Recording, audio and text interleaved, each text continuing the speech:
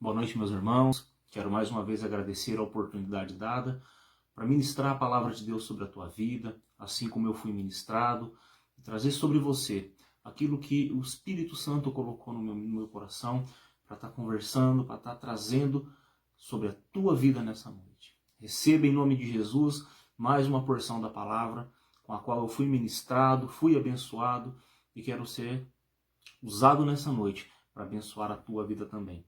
Se você puder, abra a tua Bíblia no Evangelho de Marcos, no capítulo 4, de 36 ao 41. Vamos ler o que diz a palavra do Senhor.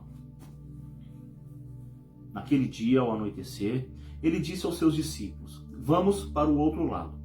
Deixando a multidão, eles o levaram no barco, assim como estava. Outros barcos também o acompanhavam.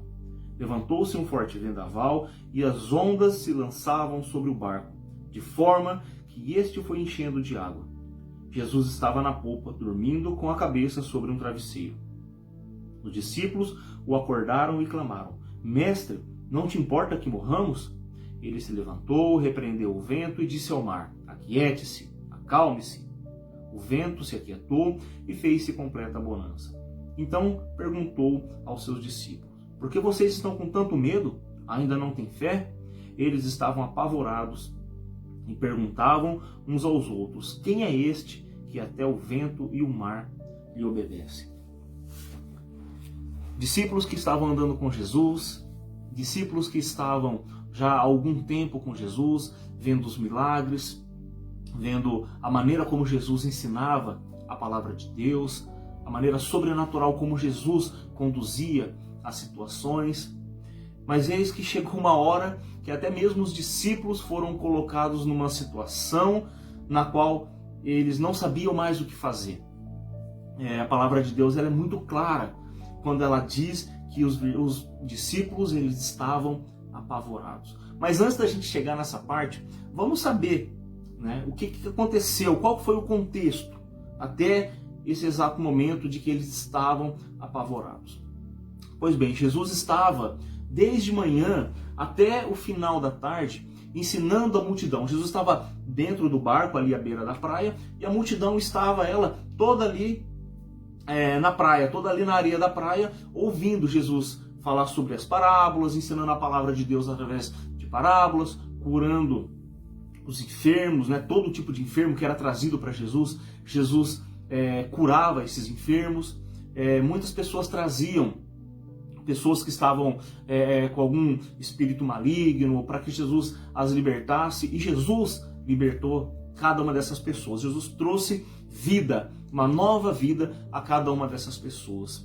E os discípulos estavam ali, eles estavam junto com Jesus, vendo tudo aquilo que acontecia, vendo todos os milagres que Jesus estava operando, não somente naquele dia, mas eles já estavam andando há algum tempo com Jesus.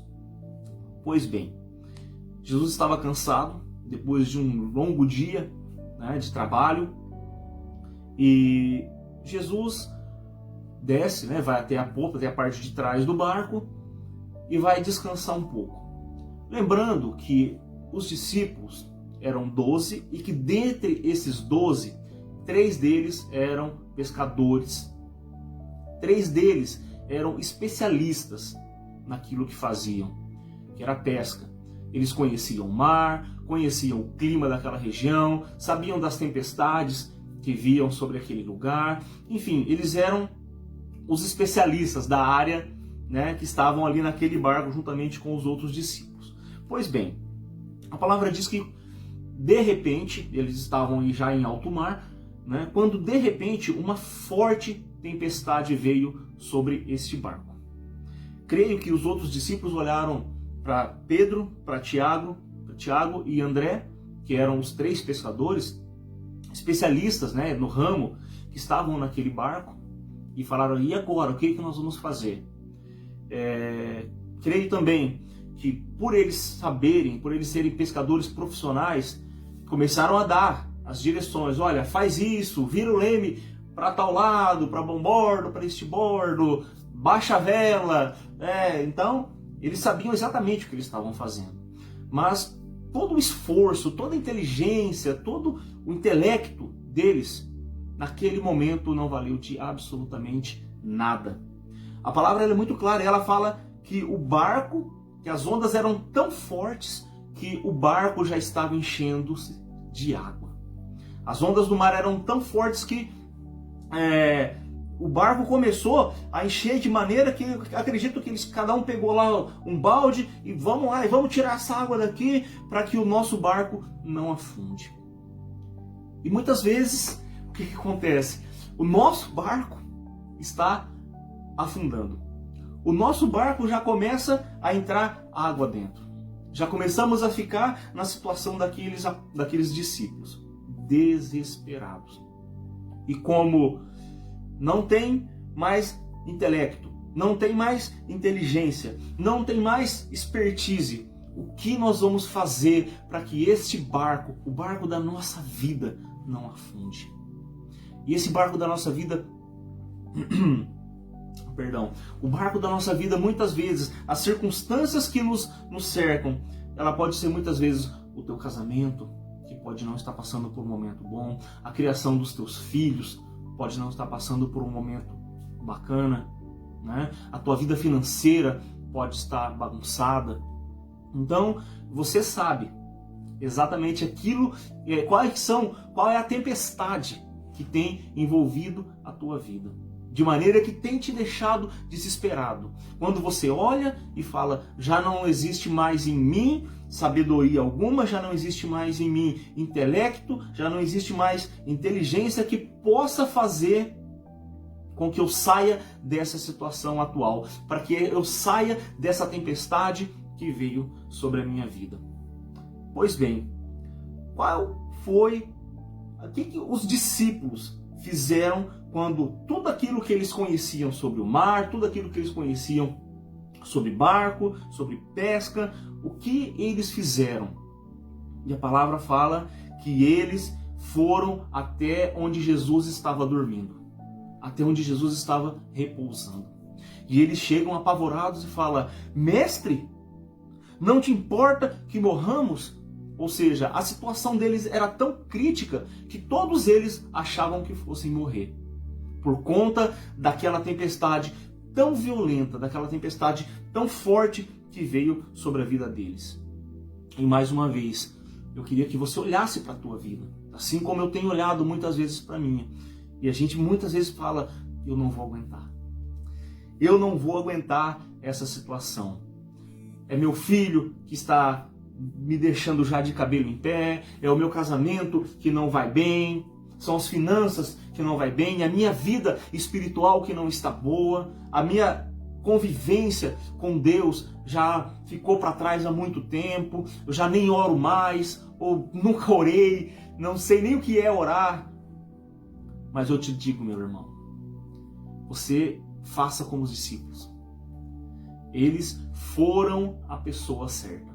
Quando eles olharam a situação e viram que já não tinha mais nada humanamente dizendo para ser feito, que precisava ser feito algo sobrenatural, eles foram até Jesus. E eu digo para você, meu irmão, digo para você que está me assistindo, vá até Jesus. Mas não espere as tuas forças acabarem. Não espere todo o teu intelecto acabar. Não espere tudo aquilo que você conhece, todas as tuas habilidades cessarem para que você vá até Jesus. Jesus, ele está disponível para você 24 horas por dia, 7 dias por semana, 30 dias por mês, 365 dias por ano. Jesus, ele está lá, de braços abertos, esperando você, esperando para que você corra para os braços dele. E você olha e fala, Senhor, eu já não tenho mais o que fazer, eu tenho somente o Senhor. Pai, me ajuda. Mas você não precisa esperar até chegar nessa situação da qual chegar a situação dos discípulos, a ponto de pensarem que fossem morrer. Eu quero te dizer nessa noite, meu irmão, corra para os braços daquele que pode fazer um milagre na tua vida, daquele que pode transformar a tempestade numa completa bonança, daquele que pode transformar, daquele que pode modificar as situações. A Bíblia também fala que Jesus olha para os discípulos, lá no versículo 40, e ele fala assim: por que vocês estão com tanto medo? Por que vocês estão tão apavorados? E ele faz uma indagação interessante, fala: vocês não têm fé? Aqueles discípulos já estavam andando com Jesus há algum tempo. Aqueles discípulos já sabiam quem era, né, Jesus, o poder que saía através da vida de Jesus. Então, Jesus olha para eles e enxerga neles incredulidade, a ponto de falar: vocês não têm fé? A fé de vocês ainda não está amadurecida? Mas a tua fé e a minha fé, ela pode ser a cada dia amadurecida. Como que nós podemos amadurecer a nossa fé? Através da leitura da nossa palavra. Através da leitura da palavra de Deus, que é clara, que é convincente. A leitura da palavra de Deus. A palavra de Deus, ela vai aumentar, ela vai aguçar a tua fé. Existe um versículo na Bíblia muito interessante que fala: a fé, ela vem do ouvir e ouvir a palavra de Deus. Ouça, leia, medite na palavra de Deus.